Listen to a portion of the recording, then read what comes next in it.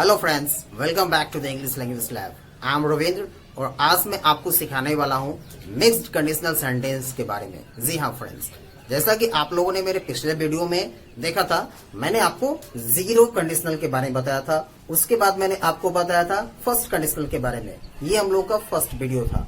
Second मेरा जो video था उसमें मैंने आपको बताया था सेकेंड कंडीशनल और थर्ड कंडीशनल के बारे में। लेकिन आज हम लोग जो सीखने वाले हैं वो है ये मिक्स्ड कंडीशनल। जी हाँ फ्रेंड्स, इसके माध्यम से हम लोग सीखेंगे कि ये मिक्स्ड कंडीशनल सेंटेंस क्यों कहा जाता है, इसमें किस तरह के सेंटेंस यूज किए जाते हैं और उन्हें बनाने के लिए किन किन इंस्ट्रक्शंस का यूज किया जाता है। तो इन सभी चीजों को सीखने के लिए आप बने रहिए मेरे वीडियो के साथ और बिना स्किप किए हुए इसको पूरा अंत तक देखिए। और अगर आपको मेरे द्वारा दी गई जानकारी अच्छी लगे और आपको समझ में आए तो प्लीज आप मेरे वीडियो को अधिक से अधिक लाइक करें, शेयर करें और मेरे चैनल को सब्सक्राइब करके उसके बेल आइकन पर प्रेस जरूर कर दें ताकि आपको नए वीडियोस के अपडेट्स हमेशा मिलते रहें। तो चलिए हम चलते हैं अपने इस टॉपिक की तरफ और इसको देखते हैं और समझते हैं कि इसमें क्या और किस तरीके से हमें बताया जा रहा है।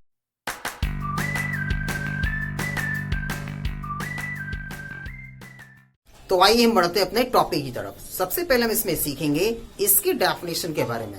हाँ फ्रेंड्स, इसके डेफिनेशन के माध्यम से हम ये चीज समझ सकेंगे कि इसे मिक्स्ड कंडीशनल क्यों कहा जाता है। तो आइए और देखते हैं। जैसे कि आप देख सकते हैं मैंने इसको बोर्ड पर लिखा हुआ है। हिंदी और इंग्लिश दोनों तरीके से इस चीज को लिखा गया है ताकि जिसको जिस तरीके से समझ में आए वो आसानी से उस चीज को समझ सके। अब देखते हैं कि इसके बारे में क्या बताया जा रहा है।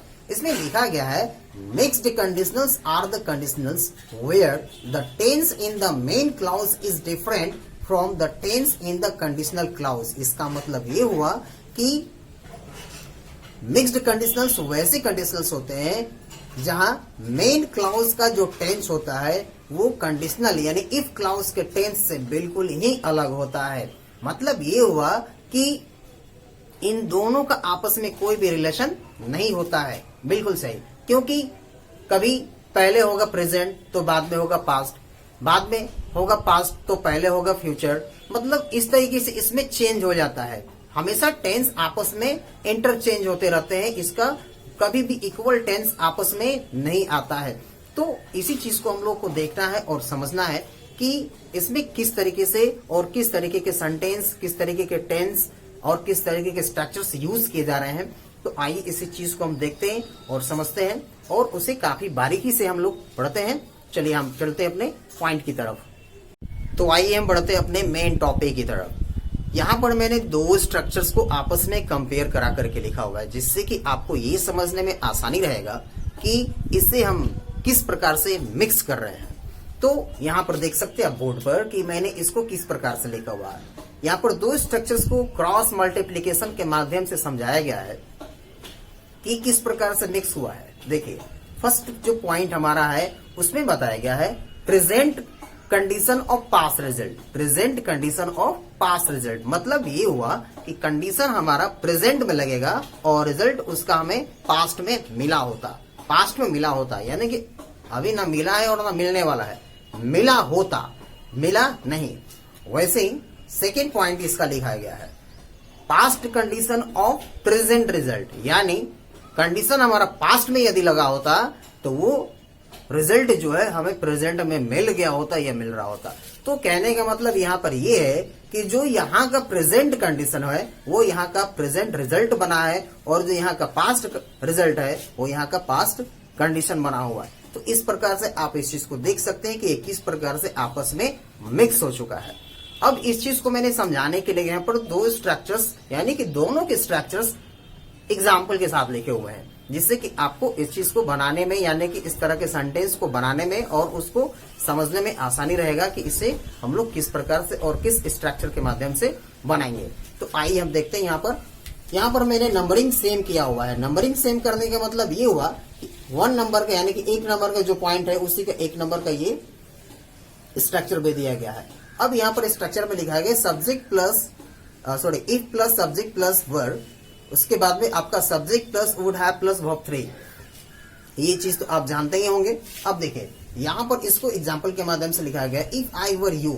If I were you I would have beaten him, I would have beaten him. मतलब ये हुआ कि अगर मैं आपकी जगह होता, अगर मैं आपकी जगह होता तो मैं उसे पीट दिया होता। यानी ये हुआ कि उन्होंने उसको पीटा नहीं था, उन्होंने उसको पीटा नहीं था, अगर मैं उनकी जगह होता तो निश्चित पीट दिया होता। यहाँ पर अब पीटने का ना काम हो रहा है और ना ही होने वाला है, बल्कि हो चुका होता, जो कि होना संभव नहीं हो पाया। अब देखिए दूसरा एग्जाम्पल यहाँ पर लिखा है, if I were a king, if I were a king I would have gifted them a palace. यानी अगर मैं एक राजा होता, अगर मैं एक राजा होता तो उनको एक महल मैंने उपहार के रूप में दिया होता, उपहार के रूप में दिया होता। यानी कि ना मैं अभी राजा हूं और ना उनको मैं पैलेस यानी कि महल वो दे पा रहा हूं। तो यहाँ पर कि इसका मतलब ये हो गया कि ये कंडीशन अभी प्रेजेंट में लगाया गया और काम पास्ट में हुआ होता, काम जो है वो पास्ट में हुआ होता। तो अब देखिए ये चीज तो आपको समझ में आ गया होगा। अब देखिए हमारा जो इसका दूसरा पॉइंट है, इस चीज को किस प्रकार से दिखाया गया है, यहाँ पर लिखा गया है if plus subject plus had plus verb 3। Verb 3 had के साथ आपको वर्ब 3 लगाना है और उसके बाद ऑब्जेक्ट या कॉम्प्लीमेंट, ओ का मतलब ऑब्जेक्ट और सी का मतलब कॉम्प्लीमेंट है। उसके बाद यहाँ पर लिखा है subject plus would plus verb 1 plus object या कॉम्प्लीमेंट। यानी कि अब देखिए ये पास्ट का कंडीशन रिजल्ट है, यानी कि स्ट्रक्चर है, जबकि ये हमारा प्रेजेंट में बन रहा है। यहाँ पर देखिए अब यहाँ पर लिखा है if I had worked hard, if I had worked hard I would have a job, I would have a job. इसका मतलब ये हुआ कि अगर मैंने कठिन परिश्रम किया होता तो मेरे पास एक नौकरी होती, यानी कि मुझे अभी नौकरी होती, अभी मैं एक नौकरी कर रहा होता। अब देखिए यहाँ पर लिखा गया है if you had done what I said, if you had done what I said you would be rich now, you would be rich now. अगर तुमने वो किया होता जो मैंने कहा था, अगर तुमने वो किया होता जो मैंने कहा था तो अब तुम अमीर होते, यानी कि अभी तुम अमीर होते, यानी कि अमीर अब वो बन नहीं पाया है और अब होना भी संभव अभी नहीं है। तो इस प्रकार से इस चीज को मैंने आपको जो दिखाया, शायद मुझे उम्मीद है कि आपको ये चीज समझ में आ गया होगा कि आपको इसको किस प्रकार से बनाना है और किस तरह के स्ट्रक्चर्स इसमें यूज करना है। तो ये हमारा फर्स्ट पॉइंट था। अभी हम इसके नेक्स्ट पॉइंट को देखने वाले हैं। तो चलिए अपने बढ़ते हैं इसके नेक्स्ट पॉइंट पर और देखते हैं कि उसे किस किस चीज से कंपेयर कराया जा रहा है और वो किस किस तरीके से बनाया जा रहा है और किन किन स्ट्रक्चर्स का उसमें यूज किया जा रहा है। तो आइए हम बढ़ते हैं अपने उस नेक्स्ट पॉइंट की तरफ। तो आइए हम बढ़ते हैं अपने नेक्स्ट पॉइंट की तरफ। इसके पहले हम लोगों ने देखा फर्स्ट और सेकेंड स्ट्रक्चर में कंपेयर, अब हम देख रहे हैं थर्ड और फोर्थ स्ट्रक्चर में कंपेयरिंग। तो आइए देखते हैं और इसको और समझते हैं कि इसमें हमें क्या बताया जा रहा है। जैसा कि आप इसमें देख सकते हैं कि मैंने यहाँ पर बोर्ड पर लिखा हुआ है present condition of future result, present condition of future result. यानी कि इसका मतलब हो गया कल्पना अभी हमें प्रेजेंट में करना है, लेकिन उसका रिजल्ट जो हमें मिलेगा वो फ्यूचर में मिलेगा। Present condition of future result का मतलब यही हुआ कि कल्पना हमें प्रेजेंट में अभी करना है, लेकिन उसका जो रिजल्ट मिलेगा उसका वो हमें फ्यूचर में मिलेगा। उसी तरीके से उसको बिल्कुल क्रॉस मल्टीप्लीकेशन, जैसा कि पहले मैंने आपको दिखाया था, बिल्कुल क्रॉस मल्टीप्लीकेशन के माध्यम से मैंने यहाँ पर आपको दिखाया है। अब इसमें क्या लग रहा है future condition of present result, future condition of present result. यानी कि अब फ्यूचर में कंडीशन लगेगा लेकिन रिजल्ट उसका प्रेजेंट में प्राप्त होने वाला है। अब इसी चीज को हम लोग फिर से देखेंगे इनकी स्ट्रक्चर्स के माध्यम से, जैसा कि मैंने आपको बोर्ड पर यहाँ पर लिखा हुआ है। आइए देखते हैं कि इसमें किस तरह के स्ट्रक्चर्स और किस तरह के सेंटेंस हमारे यूज किए जा रहे हैं। तो जैसा कि आप बोर्ड पर देख सकते हैं, यहाँ पर मैंने लिखा हुआ है, यहाँ पर लिखा हुआ है इफ प्लस सब्जेक्ट प्लस वर या हैड। जैसा कि वर और हैड का यूज आपको मालूम होगा, मैंने पहले ही बताया था। वर का यूज आपको कुछ होने के सेंस में यूज करना है और हैड का यूज आपके अगर आपके पास कुछ है तो उसके सेंस में यूज करना है, इसलिए मैंने यहाँ पर उसको लिख दिया है दोनों तरीके का। इसके बाद में subject plus would plus verb 1 का यूज आपको करना है। अब देखिए इसमें क्या लिखा हुआ है, इसका एग्जाम्पल। अब यहाँ पर लिखा हुआ है if I were rich, if I were rich, अगर मैं अमीर होता। ये रिजल्ट यानी कल्पना हम प्रेजेंट में अभी कर रहे हैं, ये कल्पना अभी हम प्रेजेंट में कर रहे हैं। अगर मैं अमीर होता I would buy a diamond necklace for you, I would buy a diamond necklace for you, तो मैं तुम्हारे लिए एक हीरो का हार खरीद देता। यानी हीरे का हार वहां पर खरीदने की जो बात हो रही है वो अभी नहीं हो रही, वो फ्यूचर में होगा, क्योंकि अभी हम खरीद नहीं पा रहे हैं, क्योंकि हमारे पास उतना पैसा नहीं है। तो यहाँ पर प्रेजेंट में ये कल्पना किया जा रहा है कि अगर मैं अमीर होता, अभी अमीर हूं नहीं, अगर भविष्य में कभी अगर अमीर हो गया तो मैं जरूर ऐसा काम करूंगा। वैसे ही दूसरा एग्जाम्पल यहाँ पर देखा जा रहा है, यहाँ पर लिखा गया है if I had money, if I had money I would buy a Ferrari car, I would buy a Ferrari car, अगर मेरे पास पैसा होता, ता मतलब का मतलब ये हो गया कि प्रेजेंट की बात अभी कर रहे हैं, यहाँ पर पैसा भी है नहीं, प्रेजेंट में इसे कल्पना किया जा रहा है कि अगर मेरे पास पैसा होता तो मैं एक फरारी कार खरीदता। यानी यहाँ पर जो खरीदने की बात है वो फ्यूचर में होगा, लेकिन कंडीशन अभी हम लगा क्या रहे हैं, प्रेजेंट का लगा रहे हैं। वैसे ही इसका सेकेंड जो पॉइंट हम लोग का है ये future condition of present result, इस चीज को हम देख लेते हैं। यहाँ पर क्या लिखा हुआ है, if plus subject plus going to, if plus subject plus verb plus going to plus verb one, उसके बाद ऑब्जेक्ट या कॉम्प्लीमेंट, फिर आपको लिखना है subject plus would plus be dot dot, यानी कि आप उसमें कुछ भी लिख सकते हैं। अब आइए यहाँ पर देखिए, यहाँ पर लिखा हुआ है if I were going to see the match tomorrow, अगर मैं कल मैच देखने जा रहा हूं, अगर मैं कल मैच देखने जा रहा हूं, अगर यहाँ पर है, अगर का मतलब मैं किसी के साथ अगर जा रहा हूं या फिर मुझे परमिशन दी जा रही है, तब के सेंस के लिए ये, यानी फ्यूचर की कंडीशन है, कंडीशन फ्यूचर में अप्लाई किया जा रहा है। तो फिर आगे क्या कर रहा है, I would be so happy, I would be so happy, तो मैं बहुत खुश होऊंगा, यानी अभी खुश होऊंगा, अगर मुझे अभी कल के लिए अगर अलाउड किया जा रहा है या फिर किसी के साथ मुझे मैच देखने के लिए ले जाया जा रहा है तो मैं अभी खुश होऊंगा। यानी कंडीशन फ्यूचर में अप्लाई किया जा रहा है, लेकिन उसका रिजल्ट प्रेजेंट में मिल रहा है। समझ में आ रहा है मेरी बात आप लोगों को? अगर नहीं समझ में आ रही तो फिर से मैं आपको एक बार ये चीज समझाता हूँ। If I were going to see the match tomorrow, अगर मैं कल मैच देखने जा रहा हूँ, अगर मैं कल मैच देखने जा रहा हूँ, यानी या तो मुझे परमिशन किसी के द्वारा ग्रांट किया जा रहा है या फिर किसी के साथ मुझे लेके जाया जा रहा है मैच स्टेडियम मैच देखने के लिए, तो मैं खुश होऊंगा। I would be so happy, I would be so happy, यानी कि मैं खुश होऊंगा, यानी कि अभी खुश होऊंगा। ठीक है, वैसे ही सेकेंड एग्जाम्पल समझ लेते हैं। यहाँ पर लिखा हुआ है if they were going to marry, if they were going to marry, यानी अगर वे लोग शादी करने जा रहे हैं, अगर वे लोग शादी करने जा रहे हैं, they would be so lucky, they would be so lucky, वे लोग बहुत भाग्यशाली होंगे। इसका मतलब ये हुआ कि अगर वो शादी करने जा रहे हैं तो वे बहुत भाग्यशाली होंगे। इसका मतलब है कि शादी सबकी जल्दी हो नहीं पा रही है, बहुत ही कम लोगों की हो पा रही है, या फिर इस तरीके से बहुत सारे केसेस हो जा रहे हैं जिसकी वजह से लोग ओवर एज होने की वजह से सारे मैच अच्छे प्रकार के नहीं मिल पा रहे हैं। तो इसी कंडीशंस को लेकर के यहाँ पर ये चीज लगाया गया है। तो यहाँ पर देखिए अगर वे लोग शादी करने जा रहे हैं, यहाँ पर ये क्या है, कंडीशन फ्यूचर का है, लेकिन यहाँ पर जो लिखा गया है दे वुड बी सो लकी, तो ये चीज हमारा क्या है, ये प्रेजेंट को इंडिकेट कर रहा है, यानी कि वे लोग बहुत भाग्यशाली होंगे, प्रेजेंट में वो भाग्यशाली होंगे, यानी कि प्रेजेंट में भाग्यशाली हैं, इसलिए वे शायद शादी करने जा रहे हैं। तो आई होप कि आपको ये चीज समझ में आ गया होगा। आप इस चीज को अच्छे तरीके से समझ लें और इस पर ज्यादा से ज्यादा प्रैक्टिस करें, ताकि आपको और भी बहुत सारे सेंटेंसेस मिले और आपका डाउट जो भी हो वो क्लियर हो सके। तो चलिए हम अपने बढ़ते हैं इसके एक और नेक्स्ट पॉइंट की तरफ। तो आइए हम बढ़ते अपने लास्ट पॉइंट की तरफ। इसके पहले हम लोगों ने देखा फर्स्ट और सेकेंड में कंपेयर, उसके बाद थर्ड और फोर्थ में कंपेयर, अब हम देख रहे हैं फिफ्थ और सिक्स में कंपेयर।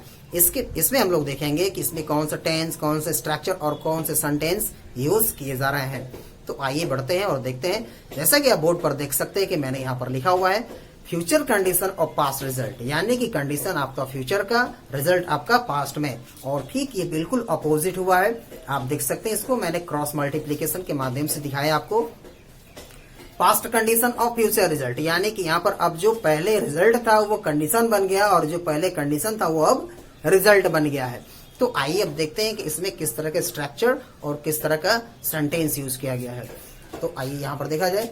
यहाँ पर लिखा गया है if plus subject plus word dot dot, उसके बाद subject plus would have plus verb 3, यानी इसमें आपको ये स्ट्रक्चर यूज करना है। अब देखते हैं कि इसमें कौन से एग्जाम्पल लिखा गया है। एग्जाम्पल लिखा गया है, if I weren't going to Mumbai on Tuesday, if I weren't going to Mumbai on Tuesday, I would have planned to attend your marriage party.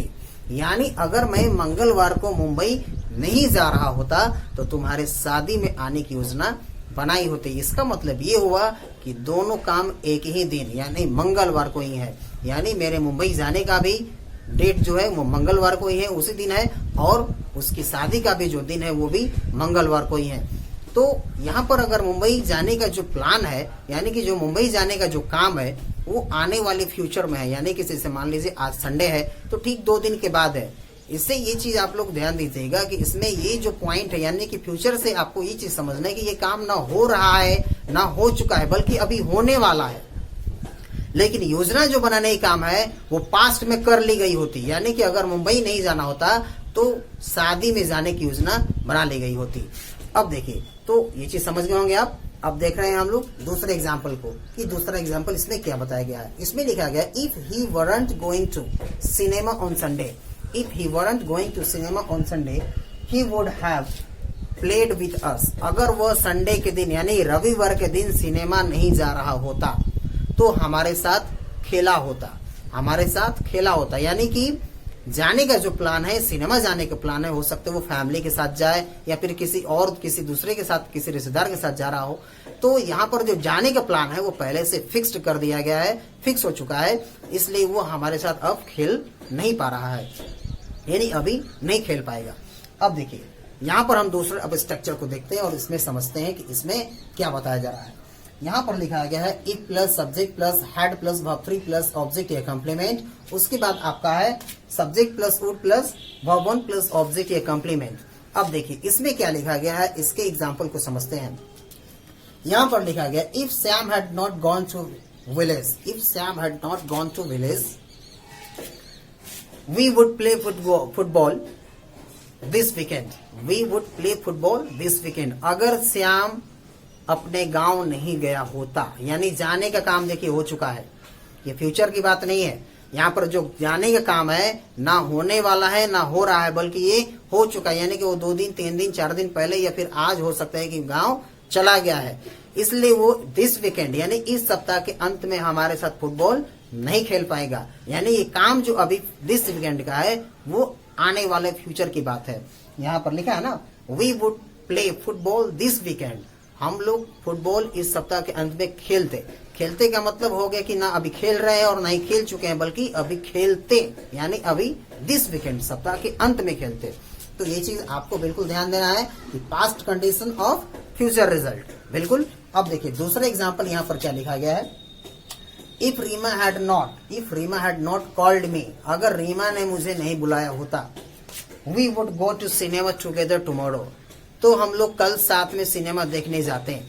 यानी रीमा ने मुझे बुला लिया, इसका मतलब ये हो गया कि मैं अभी भी रीमा के यहाँ ही हूँ, यानी उसके घर पे ही हूँ, मैं वहां से अभी नहीं आया हूँ, इसलिए हम लोग कल साथ में सिनेमा देखने नहीं जा सकते। यानी कि यहाँ पर भी सिनेमा देखने का जो काम है ना अभी हो रहा है ना हो चुका है, बल्कि अगले दिन यानी कि आने वाले नेक्स्ट डे के दिन होने वाला है। तो इस चीज को बिल्कुल आप ध्यान रखें कि आपको इसमें आने वाले सेंटेंस किस प्रकार से यूज करने हैं।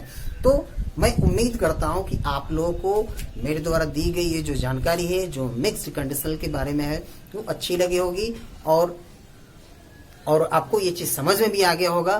तो प्लीज आप इस चीज को पूरी तरीके से पढ़िए, रिवीजन कीजिए और इस पे और भी अधिक से अधिक सेंटेंस बनाने की कोशिश कीजिए। और अगर आपको मेरा वीडियो अच्छा लगे तो आप इसको अधिक से अधिक लाइक करें, शेयर करें और सब्सक्राइब भी जरूर करें, ताकि आपको नए वीडियोस के अपडेट्स हमेशा मिलते रहें। तब तक के लिए आज के लिए इतना ही, और अगले दिन हम मिलते हैं, यानी अगले अपने टॉपिक के साथ मिलते हैं। तब तक के लिए बाय।